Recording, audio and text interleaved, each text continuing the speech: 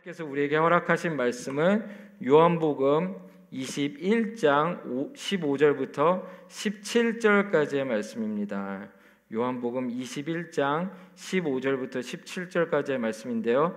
우리 세 절밖에 안 되니까 한 목소리로 함께 읽도록 하겠습니다. 시작.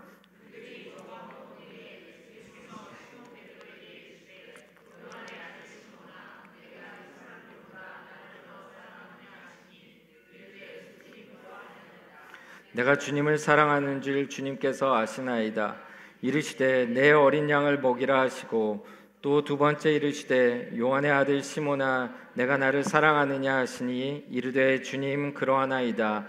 내가 주님을 사랑하는 줄 주께서 아시나이다. 이르시되 내 양을 치라 하시고 세 번째 이르시되 요한의 아들 시몬아 내가 나를 사랑하느냐 하시니 주께서 세 번째 내가 나를 사랑하느냐 하심으로 베드로가 근심하여 이르되 주님 모든 것을 아시오매 내가 주님을 사랑하는 줄을 주님께서 아시나이다. 예수께서 이르시되 내 양을 먹이라. 아멘. 먼저 이 시간 우리가 서로를 환영하는 시간을 갖도록 하겠습니다. 예수님의 교회에 잘 오셨습니다. 우리 서로에게 이렇게 환영하겠습니다. 네, 이제 서로를 한번 축복해 보도록 할 텐데요. 오늘 한번 이렇게 고백했으면 좋겠어요. 당신에게서 빛이 납니다.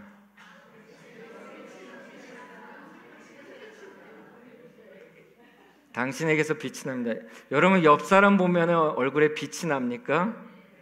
네, 그분이 좋은 화장품을 써가지고 빛이 나는 것이 아닙니다. 왜 빛이 날까요? 왜냐하면 그분 안에 예수 그리스도라는 빛이 있기 때문이에요. 아멘이십니까? 네, 다시 한번 우리 고백할게요. 당신에게서 예수님의 빛이 납니다. 네, 진짜 나시죠? 진짜 나시게 되기를 축복합니다. 우리 하나님 말씀 듣기 전에 먼저 저를 따라 고백하겠습니다. 하나님의 말씀은 진리입니다. 하나님의 말씀은 생명입니다. 하나님의 말씀은 사랑입니다. 말씀이 들리게 하옵소서. 말씀으로 나를 변화시켜 주옵소서. 말씀이 나에게 능력되게 하옵소서. 아멘.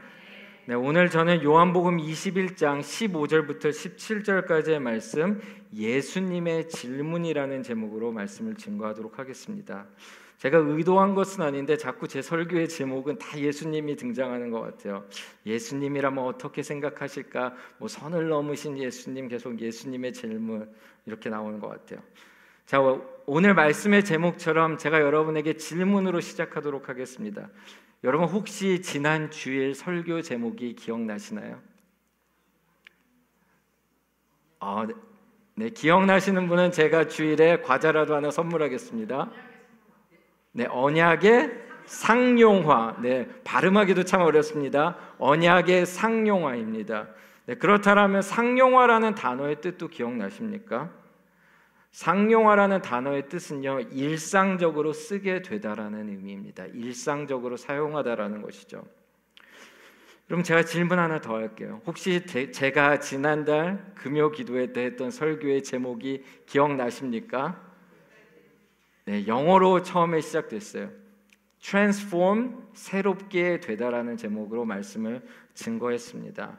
그래서 우리가 새롭게 되어야 하고 그렇게 되기 위해서는 우리의 일상이 달라져야 된다고 여러분들에게 증거했어요. 그렇다면 무엇이 우리를 변화시킬 수 있을까요? 무엇이 우리의 일상을 달라지게 만들 수 있을까요? 저는 하나님의 말씀이 우리를 변화시킬 수 있다고 믿습니다. 왜냐하면 하나님의 말씀 그 자체에 능력이 있기 때문이에요. 여러분 진심으로 하나님의 말씀에 능력이 있다고 믿으세요? 만약에 여러분 안에 이것이 믿어지지 않는다면요, 오늘 밤 설교 들으실 필요 없습니다. 그냥 가셔도 돼요. 왜냐하면 저에게는 능력이 없기 때문이에요. 저는 단지 하나님의 말씀에 능력이 있다고 믿는 사람일 뿐이에요. 그리고 그 믿음으로 여러분들에게 그 말씀을 대언할 뿐입니다. 오늘 밤 듣는 여러분도 마찬가지죠. 여러분이 이곳에 있는 이유는요, 하나님의 말씀이 능력이 있다라는 것을 믿고 그 믿음 안에서 우리가 설교를 듣고 그 믿음 안에서 우리 삶이 달라질 수 있다, 나의 일상이 변화될 수 있다라고 믿기 때문에 우리가 오늘 이 자리에서 함께 하나님의 말씀 앞에 서는 것입니다. 이것이 말씀의 상용화예요. 말씀이 우리의 일상 가운데 또한 사용되어야 돼요. 여러분, 오늘 말씀이 들리고요, 우리가 말씀 안에서 변화되기 위해서는요, 말씀이 우리 일상에서도 사용되어야 돼요. 지난주에 그게 바로 우리가 스토리 때 나누는 거죠. 들은 말씀을 내가 어떻게 나의 삶 속에서 적용할까, 어떻게 상용화할까.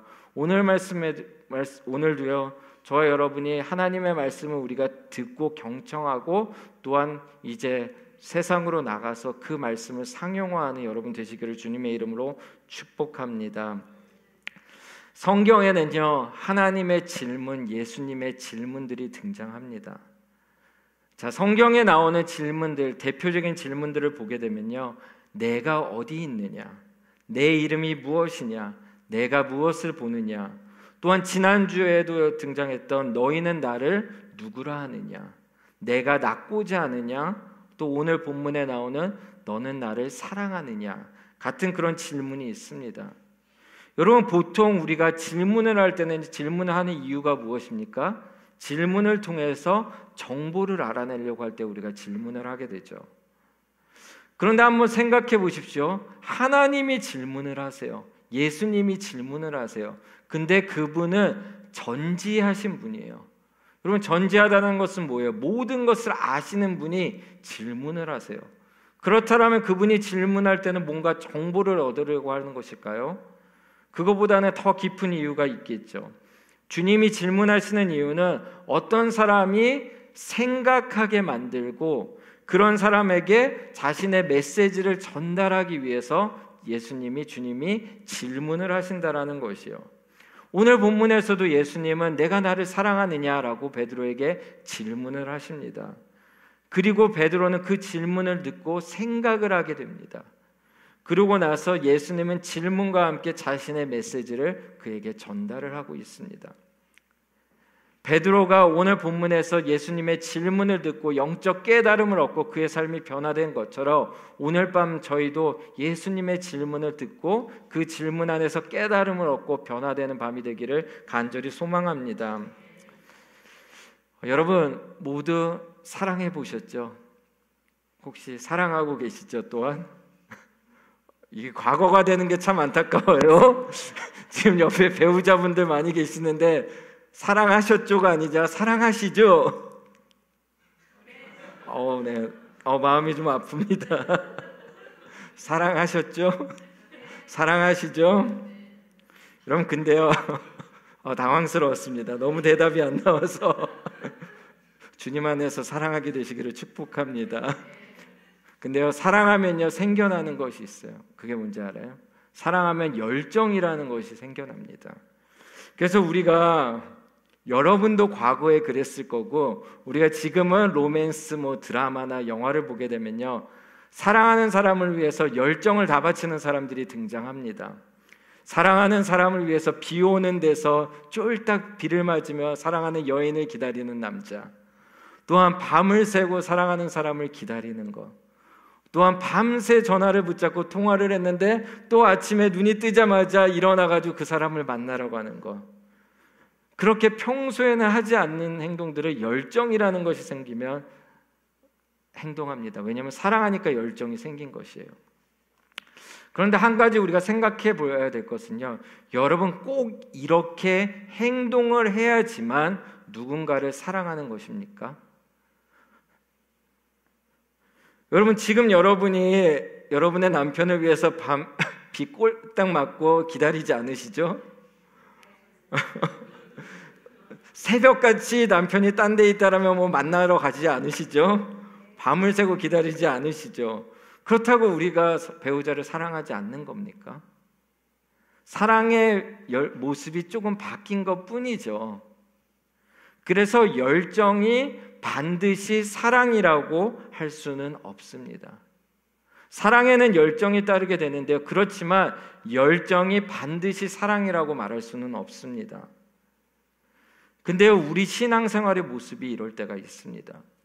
우리는 새벽 기도, 철야 기도, 금식 기도, 성경 통독, 모든 예배, 모든 교회 행사에 열정적으로 참석하면은, 내가 열정적으로 참석하면은 나는 주님을 사랑한다라고 생각할 때가 있어요. 열정적으로 교회 행사, 모든 행사들을 참여하면은 나는 자연적으로 주님을 사랑하는구나라고 우리가 생각할 때가 있어요. 그런데 말입니다. 여러분, 진짜 열정적으로 교회의 모든 행사를 참여한다면 자연적으로 주님을 사랑하는 걸까요?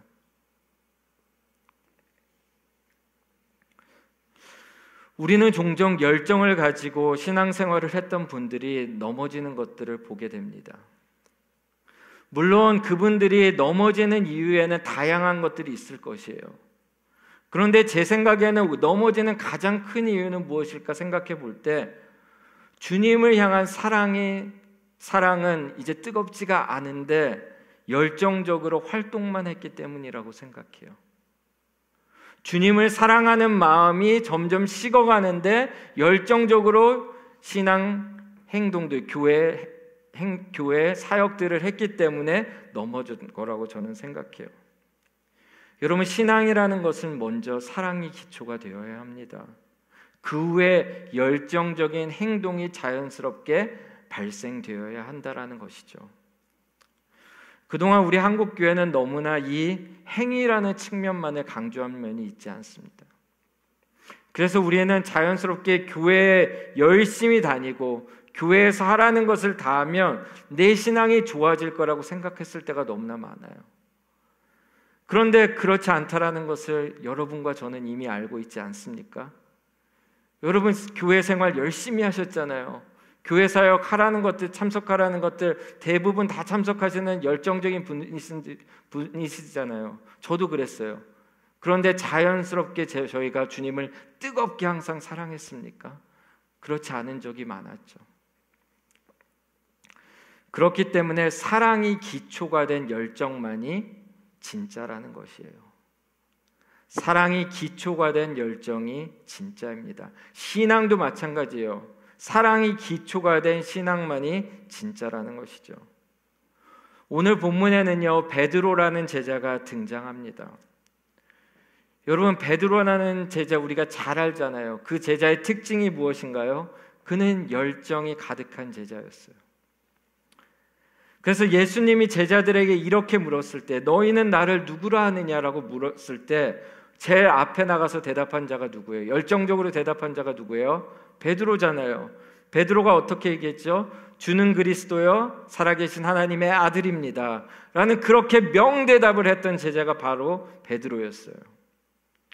근데 그런 열정을 가졌던 제자가 예수님을 배반했습니다. 영적으로 넘어졌어요. 열정만 가지고는 안 된다라는 것이죠. 오늘 본문은 열정이 가득했으나 예수님을 사랑하는 데 실패했던 제자, 그 베드로에게 예수님이 찾아오셔서 말씀하시는 내용을 담고 있습니다. 오늘 본문은 예수님이 부활하신 후 세 번째로 제자들을 찾아가신 내용입니다. 우리 오늘 본문의 내용을 이해하기 위해서 먼저 요한복음 21장 1절부터 4절까지의 말씀을 한번 같이 읽어보도록 하겠습니다. 시작.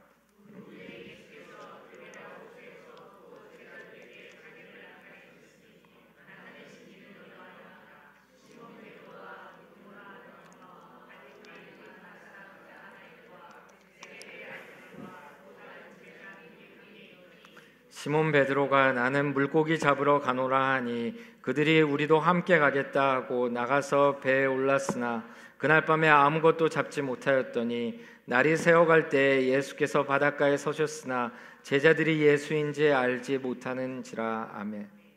자, 여기서 3절 말씀을 보면요, 베드로가 이렇게 이야기를 합니다. 나는 물고기 잡으러 가노라. 그렇게 말하고 이 베드로는 리더답게 몇몇 제자들을 데리고 예전 삶의 현장으로 돌아갔습니다. 그리고 고기 잡는 어부의 일을 하게 되죠. 여러분, 예수님은 베드로를 고기 잡는 어부가 아니라 사람 낚는 어부로 부르셨어요. 그리고 이제 그렇게 베드로는 살아가야 되는데, 그것이 그의 사명인데 그는 그것을 이제 감당하지 않고 과거의 삶으로 돌아갔다라는 것이요. 제가 아까 여러분들에게 이게 예수님이 몇 번째 제자에게 부활하신 후에 나타난 사건이라고 했죠? 세 번째라고 했습니다. 그러니까 이미 베드로는 부활하신 예수님을 목격했어요.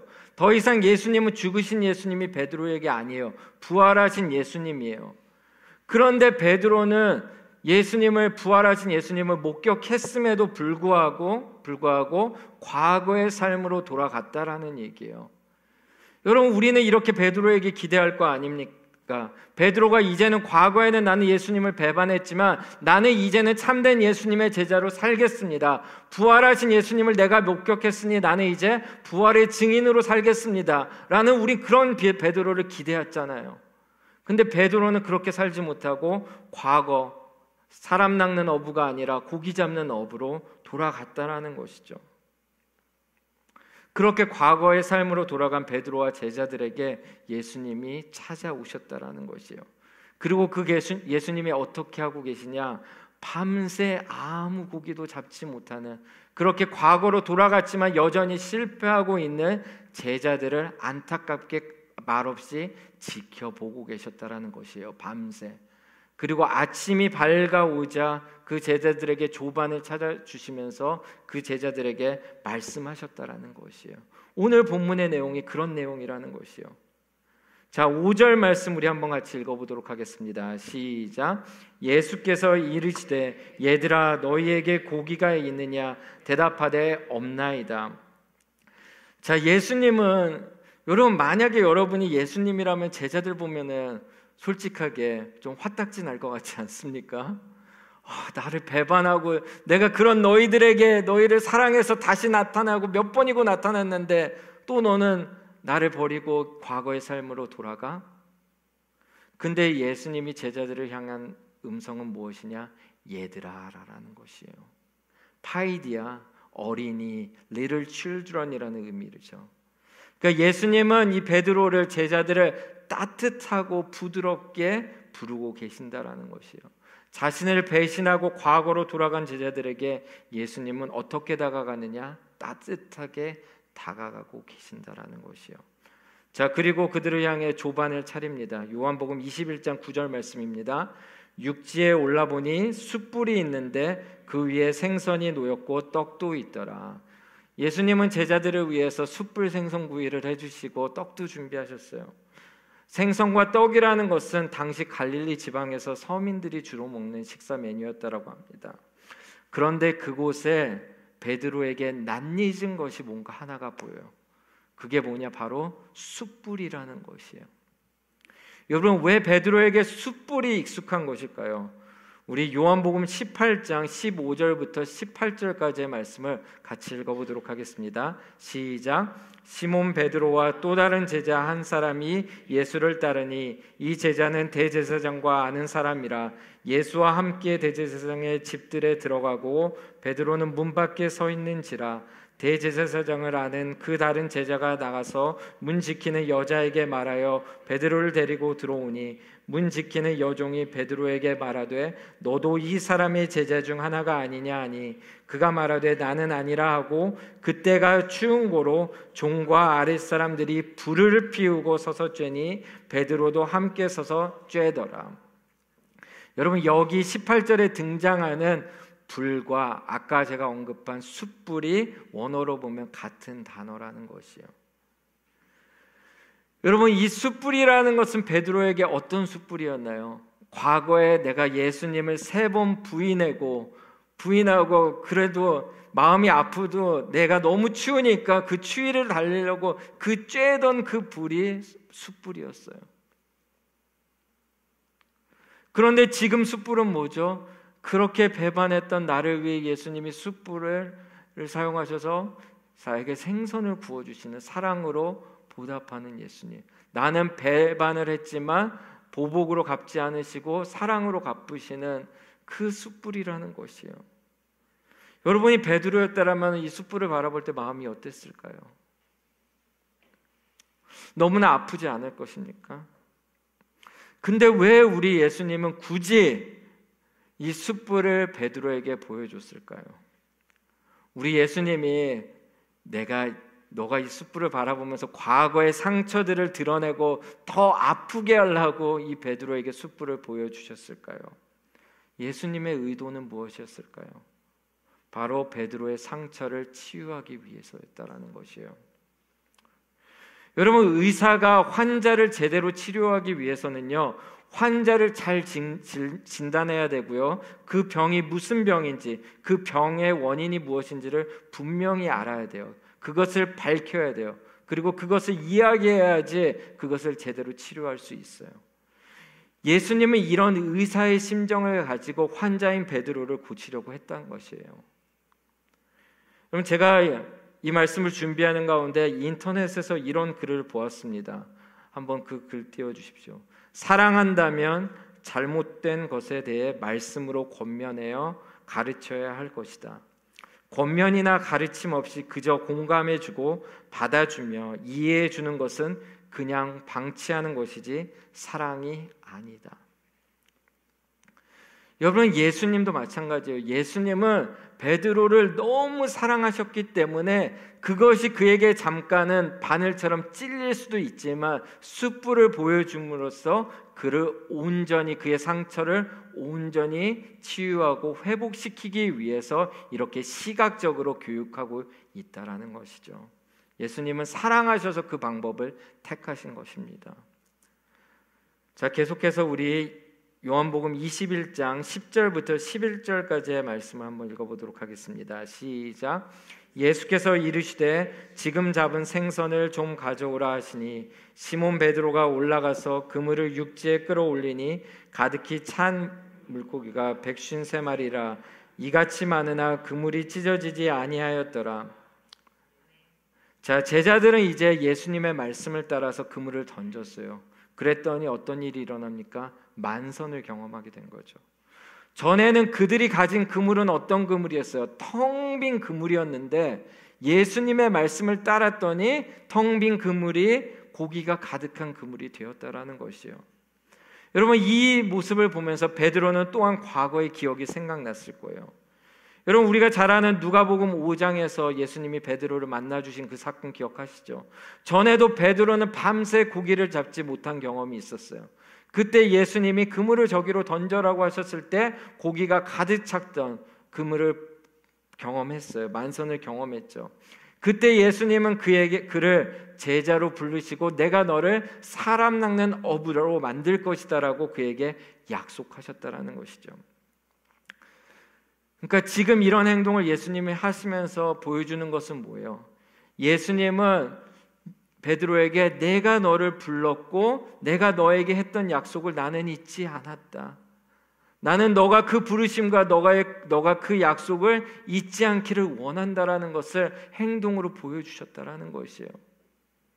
내가 너를 불렀고 내가 너를 사람 낚는 업으로 만들겠다고 약속하지 않았니? 라고 그 약속을, 그 부르심을 다시 한번 상기시켰다라는 것이에요. 그러면서 여기에는 153마리라는 것이 등장하게 되죠. 이 153마리에 대한 다양한 해석들이 있는데요. 제가 따르는 그 해석은 153마리라는 것은 당시 존재하던 모든 물고기 종류의 숫자라고 합니다. 그렇기 때문에 이 150마리의 물고기가 가득 찼다라는 것에 담긴 의미는요, 이 예수님이 베드로를 제자로 부르셨고 내가 너를 모든 민족을 구원하고 제자 삼는 일에 너를 사용하겠다. 내가 너를 그런 사람 낚는 업으로 만들겠다라고 지금 또한 약속하고 계신다라는 것이에요. 자, 이제 이런 배경을 가지고 우리가 오늘 말씀 이제 15절부터 17절까지의 말씀을 한번 읽어보도록 하겠습니다. 시작. 그들이 조반 먹은 후에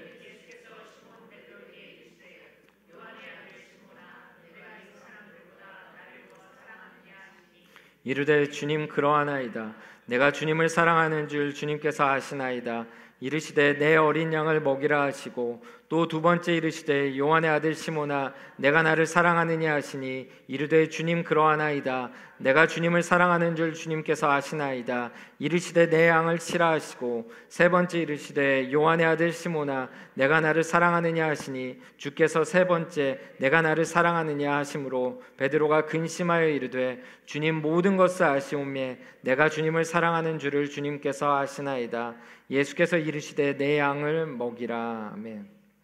자, 오늘 본문의 말씀은 세 가지의 예수님의 질문, 또한 세 개의 베드로의 대답, 또한 세 개의 예수님의 권면이 담겨져 있습니다. 자, 근데 여기에서 예수님이 베드로야라고 부르지 않고 어떻게 베드로를 불렀습니까? 요한의 아들 시몬아라고 불렀어요. 여러분, 왜 예수님이 베드로라고 부르지 못하고 요한의 아들 시몬이라고 불렀을까요? 왜 반석이라는 의미를 가진 베드로라고 부르지 않았을까요? 왜냐하면 지금 베드로의 모습이 베드로가 아니었기 때문이에요.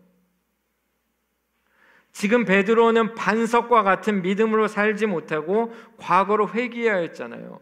그렇기 때문에 그의 모습에 대한 안타까운 심정을 가지고 예수님이 베드로를 요한의 아들 시몬아라고 부르고 있다라는 것이에요.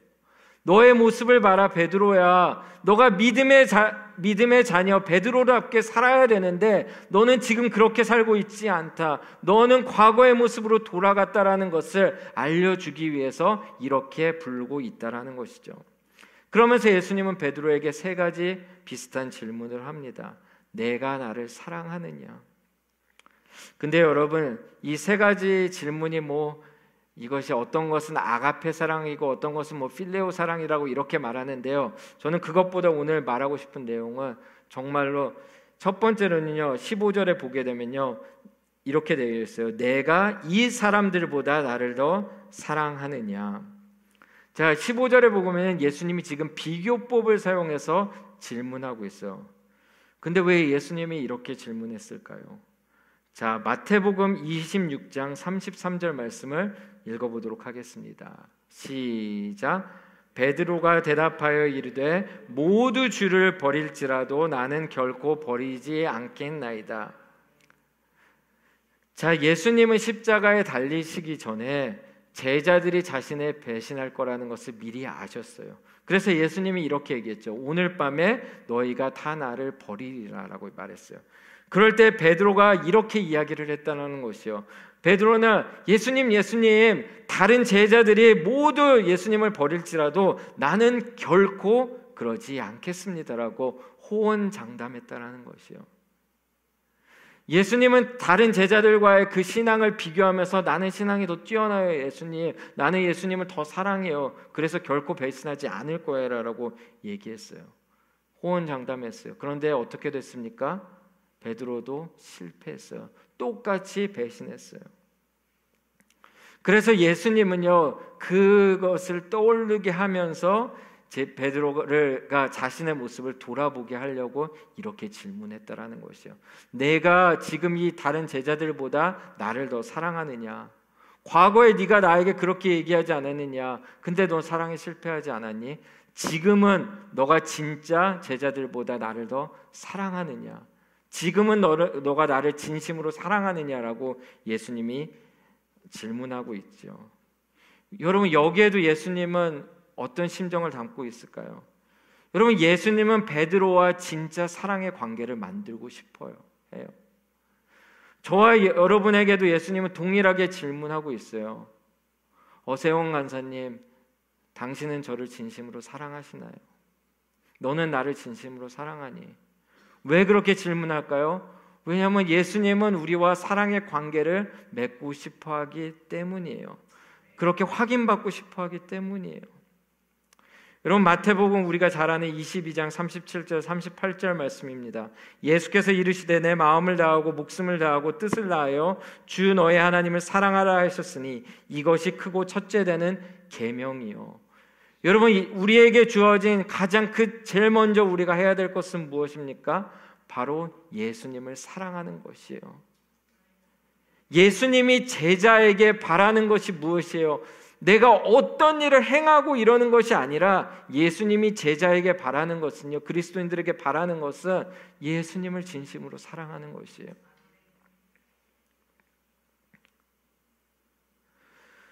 근데 예수님이 이렇게 질문했을 때, 내가 나를 사랑하느냐 질문했을 때 베드로의 반응은 어땠습니까? 네라고 했죠. 근데 17절에 가면요, 베드로가 이렇게 말합니다. 주께서 세 번째 내가 나를 사랑하느냐 하심으로 베드로가 근심하여 이르되라고 했어요. 베드로가 17절에 가니까 갑자기 근심을 하게 돼요. 여러분, 베드로가 왜 근심하였을까요? 이렇게 세 번의 예수님의 반복되는 질문을 통해서 과거에 내가 세 번을 예수님을 부인했던 그 과거, 그 실패가 생각나고, 내가 그렇게 사랑한다고 호언장담했지만 세 번 부인했던 그 과거의 실패, 그 경험들이 생각난 것이에요. 그러니까 이제는 내가 감히 함부로 나는 예수님을 사랑해요, 예수님을 결코 배신하지 않을 거예요 라고 호언장담하지 않는다라는 것이에요.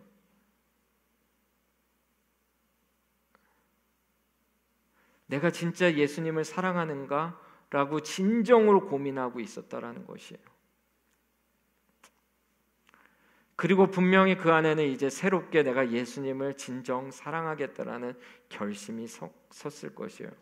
그렇게 새롭게 예수님을 사랑하기로 결심한 베드로에게 예수님이 권면하시죠. 그리고 그에게 소명을 확인시켜 주세요.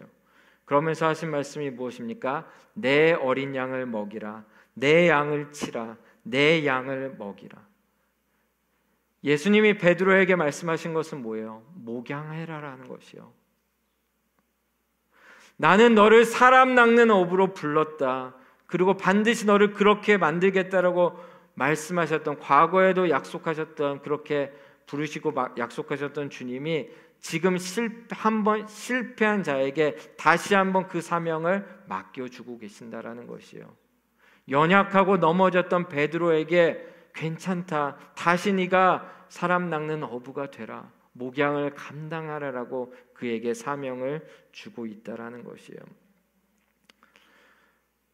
우리 마태복음 9장 35절부터 38절까지의 말씀 한번 읽어봤으면 좋겠습니다. 시작.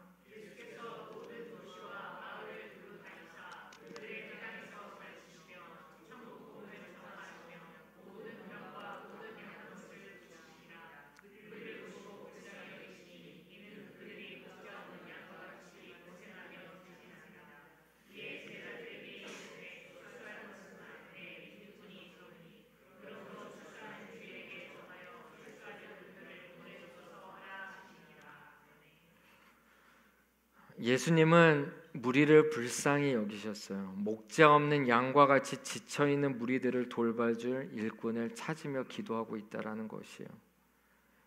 이런 심정을 가진 예수님이 베드로와 제자들에게 오늘 본문을 통해서 목양의 사명을 맡기셨어요. 영적으로 실패했던 제자들에게 다시 기회를 주시며 믿음으로 사명을 맡기셨어요. 여러분, 베드로와 같이 우리도 영적 실패를 경험할 때가 있습니다. 우리도 영적 실패를 했을 때 베드로를 찾아가셨던 예수님이 우리를 다시 찾아와 주셨어요. 그래서 우리가 회복할 수 있었어요. 근데 이 세상에는요, 여전히 회복되기를 거부하며 나는 옛 모습으로 살 거라고 그렇게 말하는 사람들이 있어요. 그렇게 살고 있는 사람들이 있어요. 이런 불쌍한 사람들을 위해서 예수님은 목양이라는 사명을 베드로와 제자들에게 주셨다라는 것이에요. 여러분, 지금 우리는 성전 이전을 위해 기도하고 있습니다. 주님이 예비하신 교회 건물을 찾고 구하는 것은 매우 중요한 일이에요. 그런데 저는요, 이 기도회를 하면 할수록 더 중요한 중요한 것이 있다라고 생각이 듭니다. 그것은 바로 우리 자신이 하나님이 기뻐하시는 교회가 되는 것이 더 중요하다라고 생각해요. 이 과정을 통해서 우리 교회가 하나님이 기뻐하시는 교회의 모습으로 회복되는 것이 가장 중요하다라고 생각해요. 여러분, 교회의 목적이 무엇이라고 생각합니까? 교회는요, 예수님을 제자를 세우는 공동체가 되어야 돼요. 교회는요, 제자 공동체가 되어야 돼요. 먼저는 내가 제자가 되어야 되고 예수님의 제자를 삼아야 돼요. 그렇기 위해서 우리가 가야 되고 전도해야 되고 복음을 전하고 가르치고 그렇게 해야 된다는 것이죠. 그것이 교회가 힘써야 될 사명이라는 것이요. 그것이 우리 신앙의 목적지가 되어야 된다는 것이요. 예수님을 따르는 제자가 되는 것. 여러분, 오늘 본문은 우리에게 분명히 얘기하고 있어요. 예수님의 제자란 누구인가? 예수님의 제자란 예수님을 전심으로 사랑하는 사람이 예수님의 제자예요. 또한 예수님의 제자란 누구냐? 예수님을 사랑하는 것 같이 우리도 영혼들을 사랑하는 사람이 되는 것이 제자예요. 예수님이 맡기신 그 목양이라는 사명을 감당하는 사람들이 바로 제자라는 것이에요. 여러분, 그렇다면 우리 교회가 지금 고민하고 생각해 봐야 되는 것이 무엇입니까? 그렇다면 우리는 진짜 예수님을 사랑하고 있는가? 우리는 진짜 목양하는 일, 제자 삼는 일에 힘쓰는 교회인가? 나는 선한 목자인가? 우리 교회는 과연 선한 목자가 얼마나 되는가? 무리를 보면서 불쌍히 여기는 사람이 얼마나 되는가? 이것이 우리의 진정한 고민이 되어야 하지 않습니까? 여러분, 목양은요, 목회자만의 목이 아니에요. 제자들을 목양으로 부르셨어요. 예수님은. 목양은 저와 저의 몫일 뿐만이 아니라 여러분들의 몫이기도 해요. 여러분, 제가 이제 올림픽 장로교회에 온 지가 이제 1년 4개월 정도가 된 것 같습니다. 근데요, 이 기간을 통해서 우리 성도님들에게 발견한 제가 특징 몇 가지가 있어요. 우리 성도님들은요, 이렇게 무리들에 대해서 이렇게 교회에 잘 안 나오는 분들, 뭐 스토리에 참석하지 못하는 분들, 신앙생활 잘하지 못하는 무리에 대한 관심들은 있으십니다. 걱정을 하시고 염려를 하세요. 저는 자신만 관심 갖지 않고 다른 사람들에게 관심을 갖는 여러분들의 모습이 참 좋다라고 생각합니다. 근데요, 문제가 좀 있습니다. 영적으로 힘들어하는 무리에 대해서 생각을 하고 그런 무리가 있는 것을 보고는 계시는데 그들에게 먼저 연락하면서 그들을 돌보려는 사람들은 많지 않다라는 것이에요. 그래서 연락하는 것을 두려워하는 분들이 많아요. 찾아가서 만나는 것을 두려워하는 우리 성도님들이 너무 많아요. 그래서 저에게 때로는 어떤 성도님들은 이런 얘기해요. 목사님, 어떤 집사님이, 어떤 성도님이 지금 교회에 나오지 않는데 목사님이 한번 연락하시면 안 돼요? 저 권사님이 지금 힘들어 하시는 것 같은데 목사님이 한번 찾아가 주셔서 만나시면 안 돼요? 여러분, 그런 부탁을 들을 때 제 마음이 어쩔 때는 되게 많이 무너져요. 왜 저에게만 이런 부탁을 하고 있지? 왜 이분이 직접 연락하고 직접 만나러 가면 안 되나? 무리를 보고 불쌍히 여기는데 왜 목자같이 가서 그를 돌보려는, 왜 목양은 하고 싶지 않으시지? 그런 마음이 들 때가 있어요. 여러분, 저 지금 여러분 책망하는 거 아닙니다. 책망하는 것이 아니라 이제는 우리의 과거가 이랬던, 우리의 모습이 이랬던, 그렇기 때문에 더 이상 실패하지 말자는 거예요. 여러분, 그렇게 되니까 저도 어떻게 됐는지 아세요? 저희 교회에 와가지고 저도 위축되었어요. 조금 이렇게 저분한테 내가 먼저 연락하고 먼저 만나자고 하면은 이게 신뢰인가? 저도 이렇게 위축되는, 우리 교회에 그런 문화가 있으니까 저도 어떻게 소극적이 되어가는 저의 모습을 봤어요. 그래서 오늘 말씀을 준비하면서 저에게도 새롭게 결단을 합니다. 저도 이제는 적극적으로 목양하는 목사가 되겠다. 저 자신의 모습도 회개하고, 또한 우리 공동체의 모습이 그렇다면 우리가 함께 회개하고 이제는 더 이상 그렇게 하지 않고 새롭게 달려가는 교회가 됐으면 좋겠다. 오늘 밤 저희가 이런 기도를 드렸으면 좋겠습니다. 여러분, 진짜 예수님의 제자가 되기를 원하십니까? 정말 그렇다면 오늘 말씀 생각하면서 먼저는 내가 예수님을 전심으로 사랑하게 되기를 기도하십시고요. 또한 예수님이 무리를 불쌍히 여겼던 그 심정이 내 안에 있어서 내가 이제는 목양을 담당하는, 다른 사람에게 그것을 맡기는 것이 아니라 내가 그것을 적극적으로 담당하는 목자가 되겠습니다. 나는 목자다라는 그 정체성을 회복하겠습니다. 그것을 우리가 결심하는 이 밤이 되겠으면 좋겠습니다. 우리 이제 다